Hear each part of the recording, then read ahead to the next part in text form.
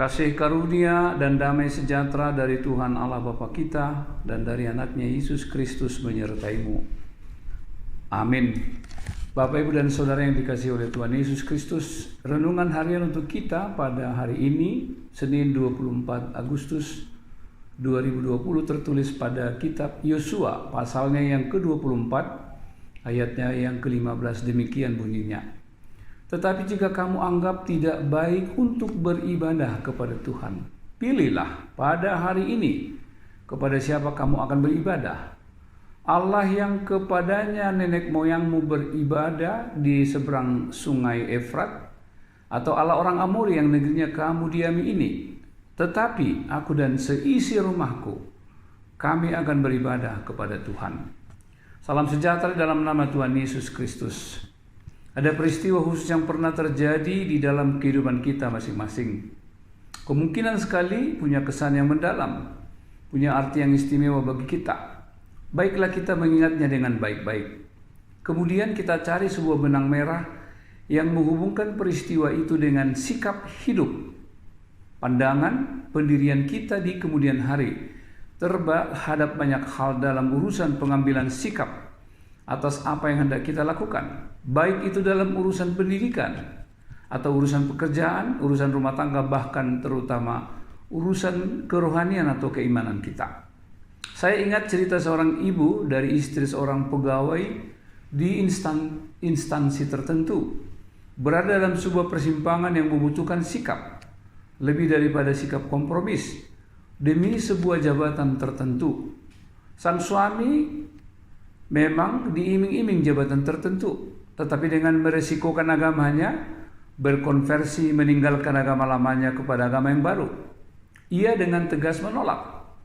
Ia bersikukuh tak akan mempermainkan iman percayanya hanya karena sebuah jabatan duniawi. Memang mereka menikmati kehidupan dengan tenang, tanpa suatu beban, di mana mereka hidup dalam sukacita karena Kristus. Bapak, Ibu, dan Saudara yang kami kasihi, pengalaman Yosua di tanah perjanjian berubah setelah bangsa itu memulai kehidupan yang baru di negeri Kanaan. Pengalaman panjang di gurun pasir sedikitnya memberi kesan yang membekas kepada mereka. Apalagi setelah diam di negeri yang baru. Tentu sekali negeri yang baru memberi suasana, keadaan, kondisi, bahkan habitat yang sama sekali baru bagi mereka. Sama halnya dalam setiap aspek kehidupan, sesuatu yang baru pastilah memberi sesuatu yang lain bagi kita.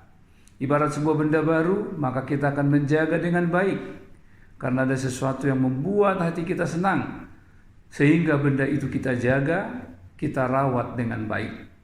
Namun kesenangan bisa menjadi ancaman, bisa menjadi mara bahaya bagi siapapun tanpa memandang usia. Sebab orang boleh menganggap itu lebih utama dalam kehidupannya, sehingga apapun dilakukan untuk mengejar kesenangan itu. Katakanlah seorang yang dimabuk oleh benda-benda terlarang seperti narkoba, pada tingkat tertentu tak akan peduli, bahkan siap menanggung risiko sebesar apapun demi sebuah kesenangan hidup. Bahkan seseorang yang melihat kemewahan meski memenuhi itu dengan jalan yang terlarang seperti korupsi, apabila telah membentuk kehidupan tidak akan peduli dengan risiko apapun. Itu sebabnya dengan tegas Yosua dengan lugas mencontohkan diri sebagai role model bagi semua umat bangsa terpilih Israel, agar mengingat bahwa Allah sematalah yang bertindak dan menjaga mereka hingga menduduki tanah Kanaan. Yosua menegaskan bila pun bangsa itu meninggalkan Tuhan karena tergoda dengan kenikmatan hidup di tanah perjanjian, namun dia dan seisi rumahnya akan beribadah kepada Tuhan. Artinya dia tidak akan meninggalkan Tuhan yang telah memelihara hidupnya. Dia tidak akan tergoda dengan ilah-ilah lain yang menyenangkan mata dan hati. Karena dia percaya hanya kepada Allah semata kita harus beribadah, bukan kepada ilah-ilah. Ini juga menjadi sebuah pesan kepada kita. Jangan mudah terlena, jangan mudah terpesona, bahkan disesatkan dengan sebuah bentuk ajaran-ajaran baru yang mungkin saja sangat menarik dan mudah dicerna. Pakailah budi dan iman yang dewasa untuk menguji apapun dengan sikap terbuka, dialogis dan juga kritis. Seperti Rasul Paulus katakan dalam Alkitab, ujilah segala sesuatu dan peganglah yang baik. 1 Tesalonika 5 ayat 21. Demikianlah kita berpegang teguh kepada Tuhan. Aku dan seisi rumahku, kami harus beribadah kepada Tuhan. Hidup dan kehidupan kami hanya mengandalkan Tuhan Yesus dalam segala perkala. Dalam segala kehidupan, kiranya kasih Tuhan yang senantiasa memelihara kehidupan kita. Amin, kita berdoa. Ya Allah Bapa di sorga, kami bersyukur dan berterima kasih untuk firman-Mu hari ini. Di awal pekan ini, di saat memulai tugas-tugas pekerjaan aktivitas kami sepanjang hari ini, biarlah firman-Mu yang telah mengingatkan kami, supaya kami dan seisi rumah kami hanya setia beribadah kepada Tuhan. Itulah kekuatan kami dalam melakukan setiap pekerjaan kami. Bila kami menghadapi kesulitan, menghadapi masalah, menghadapi ujian dan cobaan, biarlah kami senantiasa hanya mengandalkan Tuhan. Tuhanlah yang berjalan bersama-sama dengan kami. Berkatilah seluruh jemaat kami yang akan memulai pelajaran mereka, pekerjaan, bahkan juga orang tua lansia yang tinggal di rumah. Tuhan juga memberikan kekuatan dan kesabaran bagi mereka.